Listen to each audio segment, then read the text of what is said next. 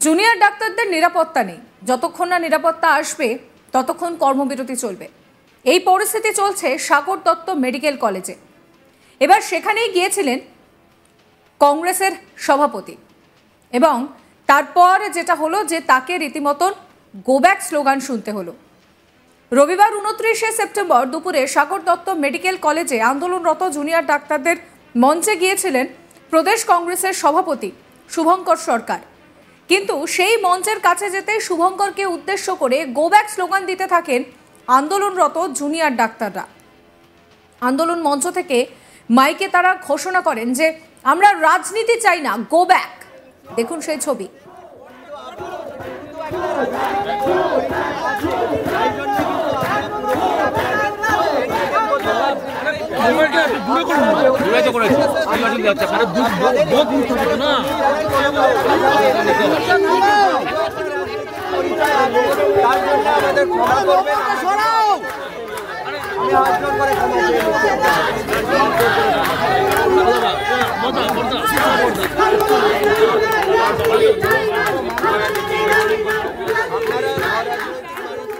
যদিও প্রদেশ কংগ্রেসের সভাপতি গো ব্যাক স্লোগান বিষয়টা মানতে চাননি। তিনি জানান যে তিনি এই ঘটনার খবর পেয়ে আন্দোলনরত জুনিয়র ডাক্তারদের পাশে দাঁড়াতে গিয়েছিলেন, কিন্তু যেহেতু তার একটি রাজনৈতিক পরিচয় রয়েছে তাই জুনিয়র ডাক্তাররা তাকে দূরে থাকার অনুরোধ করেছেন, কারণ এই আন্দোলন সম্পূর্ণ অরাজনৈতিক।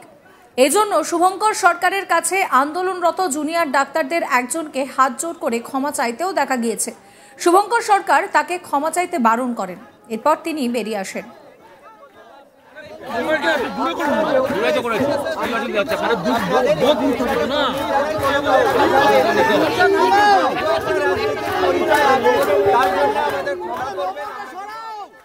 কি বলছেন প্রদেশ কংগ্রেস সভাপতি শুভঙ্কর সরকার, শুনুন।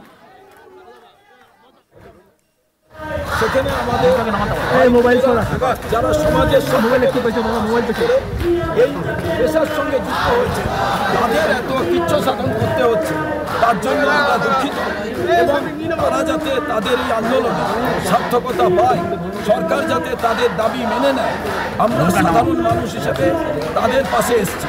যারা আন্দোলন করছে তারাও কোনো না কোনো রাজনৈতিক চিন্তাধারায় বিশ্বাস করে, কারণ কেউ তো অ্যাপলিটিক্যাল নয়, আমরাও অ্যাপলিটিক্যাল নয়, আমার একটা রাজনৈতিক পরিচয় আছে। সব পরিচয়কে বাইরে রেখে দুর্গা পুজোর আগে মানবতার খাতিরে এবং মানুষের স্বার্থে একজন মানুষ হিসেবে আমরা কিন্তু এখানে এসেছি। জেলা কংগ্রেসের কোনো পরিচয় নিয়ে নয়, রাজ্য কংগ্রেসের কোনো পরিচয় নিয়ে নয়, আমরা কি দল করি পরিচয় নিয়ে নয়, আমরা মানুষ। যখন কেউ রুগী হয় তার পেছনে কিন্তু তিনি কোন ধর্মের, কোন বর্ণের, কোন জাতের, কোন রাজনৈতিক দলের এটা লেখা থাকে না। তিনি একজন রুগী, আর যিনি ডাক্তার তার সেবা করেন তিনিও কোনো রাজনৈতিক দলের পরিচয় নিয়ে সেবা করেন। তিনি একজন ডাক্তার। ওদের কোনো কেউ গোবাক বলেনি, ওরা আমাদের বলেছে মঞ্চে আমাকে ডেকেছে, আমরা কথা বলেছি, ওনারা বলেছেন যদি আপনারা মানুষ হিসেবে আসেন আপনাদের যদি ঝান্ডা নিয়ে আসেননি তার জন্য ধন্যবাদ, কিন্তু আপনাদের একটা রাজনৈতিক পরিচয় আছে এবং আমরাও চাই না কোনো রাজনৈতিক কোনো রং, কোনোভাবে দাগ এই সমস্ত ভালো ছেলে মেয়েদের গায়ে লাগুক যে তাতে তাদের আন্দোলন কোথাও বাধাপ্রাপ্ত হোক, আমরা তা চাই না। তার কারণ ময়লাটা পরিষ্কার করতে গেলে সবাইকে এই ত্যাগটা স্বীকার করতে হয়, এই কিচ্ছ সাধন করতে হয়। এদের আন্দোলন সার্থক হোক, এরা জয়লাভ করে সমাজও। প্রসঙ্গত শুক্রবার 27শে সেপ্টেম্বর রাতে কামারহাটির সাগর দত্ত মেডিকেল কলেজ ও হাসপাতালে এক রোগীর মৃত্যু হয়। সেই মৃত্যুকে কেন্দ্র করে হাসপাতাল চত্বরে উত্তেজনা সৃষ্টি হয়।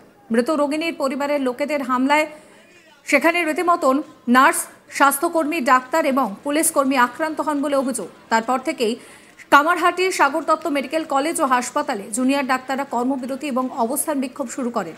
এই প্রেক্ষিতে শনিবার 28শে সেপ্টেম্বর রাজ্যের স্বাস্থ্য দপ্তরের উচ্চপদস্থ আধিকারিক, ব্যারাকপুর পুলিশ কমিশনার, উত্তর 24 পরগনার জেলা শাসক সহ বিভিন্ন উচ্চপদস্থ আধিকারিকরা সাগর দত্ত মেডিকেল কলেজ হাসপাতালে আসেন এবং দফায় দফায় আলোচনা চলে। এরপর রাতে আসেন পশ্চিমবঙ্গের জুনিয়র ডাক্তার ফোরামের 30 জনের একটি প্রতিনিধি দল। আপনাদেরকে শোনাবো অধ্যক্ষ পার্থপ্রতিম প্রধান, তিনি ঠিক কি বলছেন। কালকে যে ঘটনাটা ঘটেছে দুর্ভাগ্যজনক। জুনিয়র ডাক্তার, স্বাস্থ্যকর্মী, অন্যান্য স্বাস্থ্যকর্মী, এমনকি পুলিশরাও মার খেয়েছে কালকে, শুনেছি যা। তো ওই 5 তলায় কী করে 15-20 জন লোক ঢুকে গেল সেটাই আশ্চর্যের। তো এই ব্যাপারে তো আমাদের আটকাতে হবে। আর স্বাস্থ্য সচিব যা নির্দেশ দিয়েছেন সেই অনুসারে আজকে এসেছিলেন মাননীয় স্বাস্থ্য সচিব। তো উনি যা নির্দেশ দিয়েছেন সেই অনুসারে আমরা চলব ভবিষ্যতে। স্যার, এত সিকিউরিটি হয়েছে, কসল কেটেছে, নিচে লিফট, সেখানে এত এইভাবে উঠে গেল কেউ, এতগুলো মানুষ? সিকিউরিটি আর পুলিশও অনেক বেড়েছে আমাদের। খুব রিসেন্টলি পুলিশ এই মাসেই প্রায় অনেক পুলিশই বেড়েছে, কিন্তু ওই সমন্বয়ের অভাব হয়তো হয়েছে। সিপি অলোক রজরিয়া কি বলছেন শোনাবো। অলরেডি আমরা এখানে সিকিউরিটি অডিট করা হয়েছে, অনেক ইস্যুস উপরে অলরেডি কাজ হয়েছে। গতকালে একটা ঘটনা হয়েছে, তার উপরে পুলিশ যথেষ্ট অ্যাকশন নিয়েছে, ইমিডিয়েটলি ইন্টারভিন করা হয়েছিল। 4 জনকে অলরেডি আমরা অ্যারেস্ট করেছি। তাছাড়া সিসিটিভি ফুটেজ কালেক্ট করা হয়েছে। সিসিটিভি ফুটেজে দেখে যারা দোষী আছে, যাদেরকে কোনো ভায়োলেন্ট অ্যাক্টিভিটি দেখা হবে, তাদেরকে অ্যারেস্ট করা হবে। তাছাড়া ওই ঘটনায় কোনোভাবে পুনরাবৃত্তি না হয় তার জন্য কিছু রুলস অ্যান্ড রেগুলেশনস, যেটা আমরা এসওপি বলি, সেটা আমরা এখানকার যারা অ্যাডমিনিস্ট্রেশনে আছেন, এমএসবিপি আর প্রিন্সিপাল, ওনাকে রিকোয়েস্ট করেছি। ওনারা ওই এসওপি একবার লে ডাউন করলে অ্যাক্সেস কন্ট্রোল, কে কোথায় কত পর্যন্ত যাবে সেটা সুনির্দিষ্ট করলে ওটা হেল্প হবে। জুনিয়র ডাক্তার অনিকেত মাহাতো কি বলছেন শোনাবো। রাজ্য প্রশাসনের কাছে যে সেফটি সিকিউরিটির প্রশ্ন ছিল, সেই সেফটি সিকিউরিটির প্রশ্ন আমরা নজর রাখছি এবং আমরা মনে করি যে দ্বিতীয় সাগর দত্তের মতন ঘটনা যাতে না ঘটে, দ্বিতীয় অভয়ার মতন যাতে ঘটনা না ঘটে, সেই জায়গা থেকে আমাদের সুপ্রিম কোর্টের দিকে নজর থাকছে।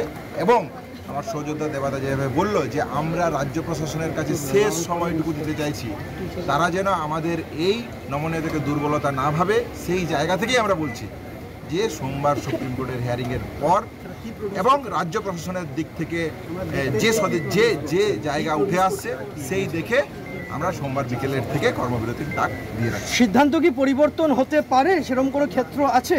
যদি রাজ্য প্রশাসন বা সুপ্রিম কোর্টের দিক থেকে সেই রকম জায়গা তারা দেখাতে পারে, তাহলে সেই সিদ্ধান্ত হতে পারে।